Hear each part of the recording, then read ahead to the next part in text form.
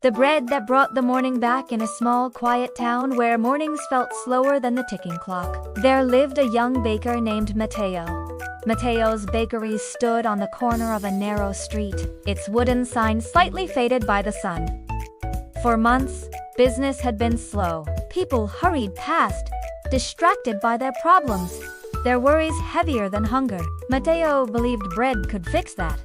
Not just any bread, but a bread that could bring comfort. Every morning before sunrise, while the sky was still painted in deep blue shadows, Matteo entered his kitchen. He washed his hands, tied his apron, and whispered the same words his grandmother once told him.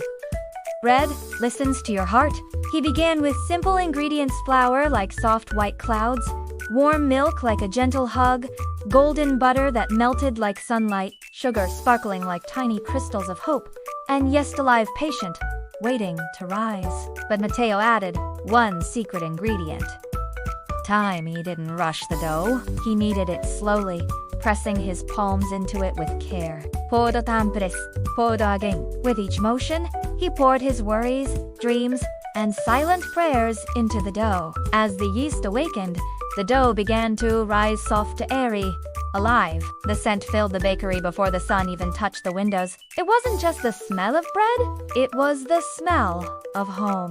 He brushed the top with egg wash, sprinkled a touch of sugar and a few seeds for texture, then slid it into the oven. The heat wrapped around it, transforming something simple into something extraordinary. When the bread emerged, golden brown and glowing, the crust crackled softly as it cooled. The first customer that morning was an old woman who hadn't smiled in weeks.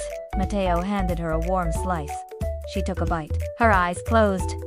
And slowly, she smiled. Word spread quickly. By noon, a small line formed outside the bakery. Workers, children, mothers, students all waiting for a taste of the bread that felt like a warm embrace. Matteo realized something important that day.